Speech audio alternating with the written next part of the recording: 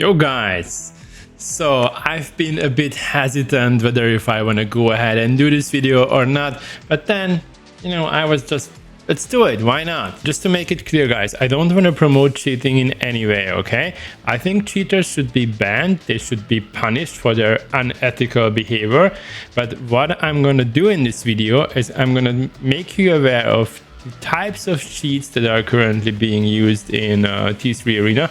I'm talking about the legal cheats, okay? So not the applications you can install and then it improves your aim and such. If you watch the whole video, you can at least try to make sure that you are not getting trapped by these cheaters and you can thereby save yourself some frustration or some trophies even. On top of highlighting like the cheat itself, I'm also going to suggest what to do about it, and I'm going to try to attach a solution which could be applied by the T3 Arena team. Mobile gaming should be fun, fair, and free.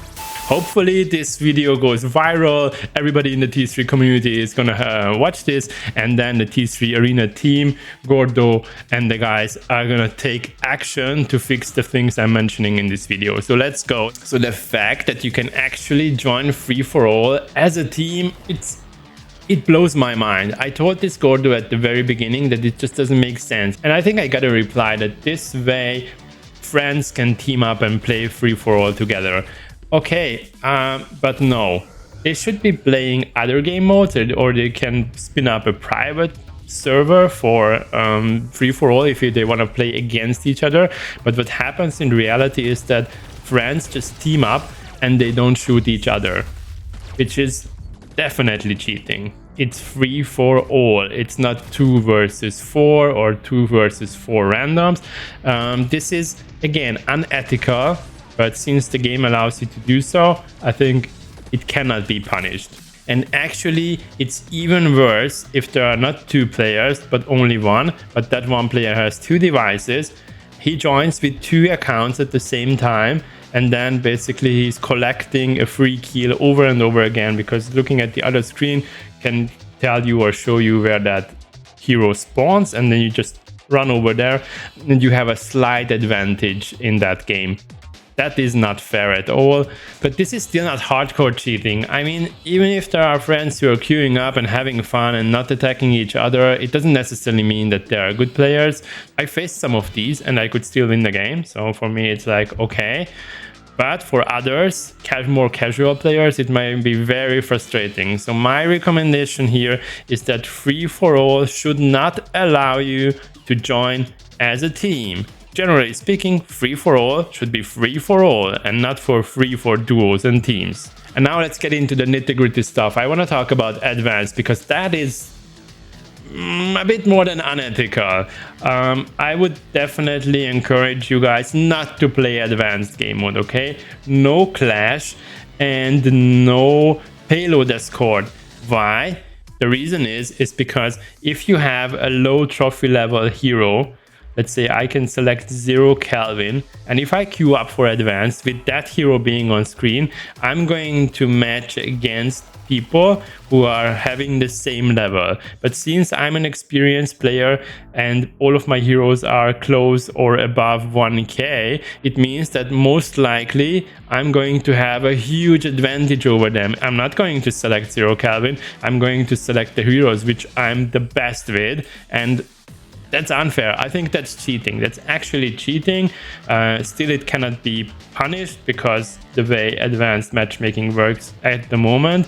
But I would definitely tell you guys, or definitely encourage you not to play advanced game mode until this isn't fixed. Because I think it's just not, how you should get trophies. Honestly, guys, would you be proud if you would be standing on top of the leaderboard, knowing that you cheated?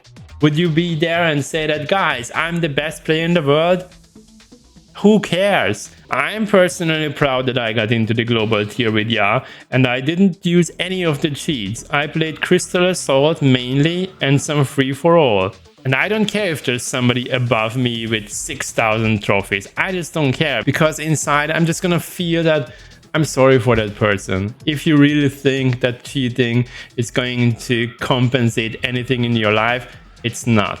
Try to be good at the game. Try to be one of the best in the game, but not by trying to get some easy trophies by cheating and using these lame methods. So circling back, what would be the solution for advanced game mode? Advanced, as the name says, should be advanced because it's for more advanced players, and the matchmaking should be based on overall trophy level, which means that if I'm on 20k, I should be getting enemies which are also on 20k. That would make it fair. That's it. Easy fix. Okay, and now let's go into the nastiest way of cheating at the moment, which is spectating yourself or others. At the moment, it has the biggest impact on ranked, because in ranked, when you're picking your characters, your heroes, and somebody is spectating you, they are seeing you in real time. So I could anytime put my wife's iPad next to mine, and whenever I play ranked, spectate myself, and then see what the enemies are picking, and based on that I can select the counter hero. I had several occasions where I picked Johnny Jet on control, thinking that it's gonna be a good pick, and we had Hunter in the enemy team. If I would have like spectate scoped my own account, then definitely I would have not chosen Johnny Jet. But here's my personal mindset. Cheaters, I don't care. I mean, I'm gonna still do my very best, and if I find out that anybody is cheating against me, it's just gonna put a smile on my face. You actually need to cheat to beat me or others in the game? Come on. So for people who are trying to spectate you and spectate where you are on the map, there's nothing you can do about that right now. But for hero picks, what you can do is that you select your hero in the last second, basically. Anyways, guys, you know me well enough already. It's not gonna freak me out, and the whole reason for recording this is to make you aware. Let me highlight it again. I want to make you aware that these are the things that are happening, and you should keep them in mind until it's not gonna be fixed by the T3 Arena team. Hopefully, they will be soon, because how to fix the spectating issue? It's like super easy. There should be like a 15 seconds delay, and that's it. If there would be a 15 seconds delay, like, it doesn't make sense to try to spectate snipe anybody, because by the time you see it on your screen, the actual character or hero is somewhere else. So if delaying the spectate mode by, let's say, 15 seconds is like super hard or challenging technically, then there's still a secondary solution. You could set it up in a way where you spectate somebody and you can actually only spectate that person. You cannot switch and, check the others on the team.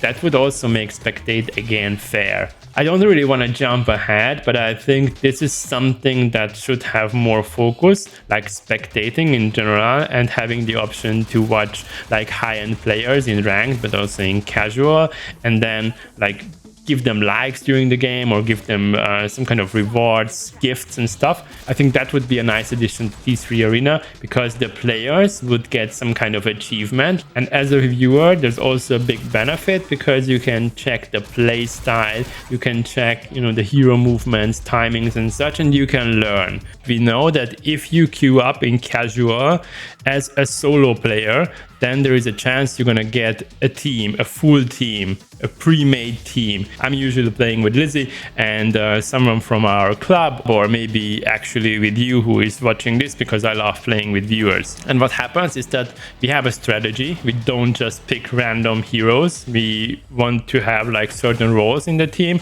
and because of that, you as a solo player could feel that, hey, the enemy is just cheating because they are overpowered and they play as a team. Guys, sorry, whoever faced me, especially recently on Crystal Assault, I'm so sorry. I mean, there's nothing I can do about it. So my recommendation here would be, don't play solo. Try to avoid it. Try to wait for a minute or two. Try to have a decent friend list.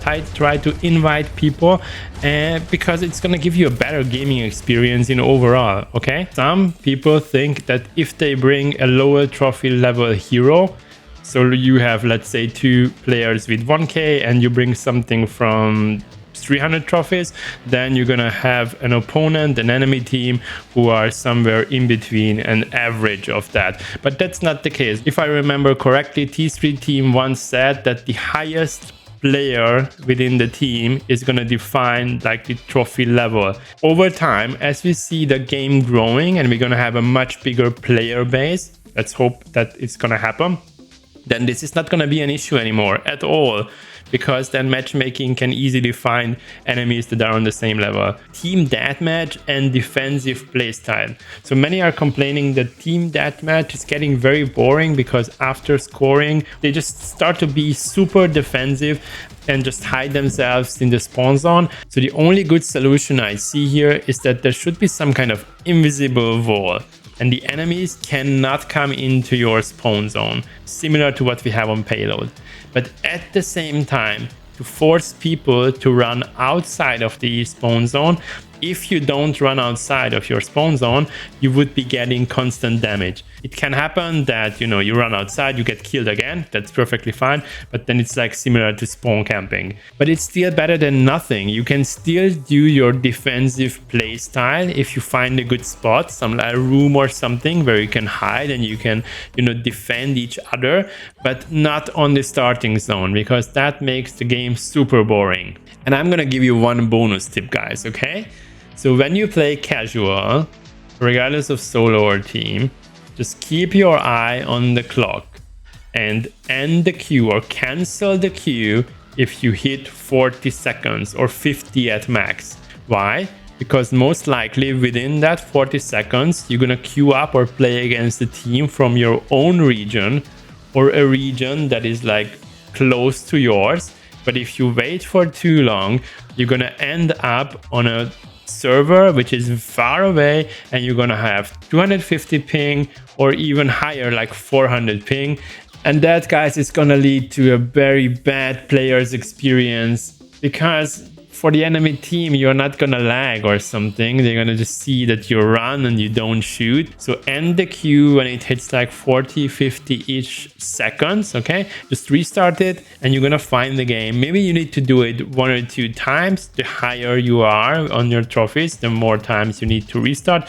But it's still better to restart like 2 or 3 times instead of having to play with 400-ish ping. There is still no good solution from T3 side because of the overall player base.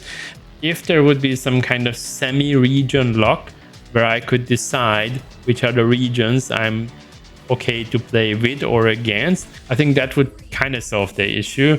For me, 150 is kind of the limit, because above that there are a couple of heroes you just can't play. It's still okay to play Sindri or Labula if you get 250, but good luck with Hualing in a game where you have 400-ish ping. So folks, I really hope I could reveal something you didn't know already. Let's make it hard for cheaters, okay? Let's make it hard. Don't play advanced. In ranked, pick your hero in the last second, and let's hope that this video is gonna spread and most of these issues are gonna be fixed by the T3 Arena team, and then going forward there's gonna be no chance cheating legally in T3 Arena. Thanks for watching and see you next time. Bye.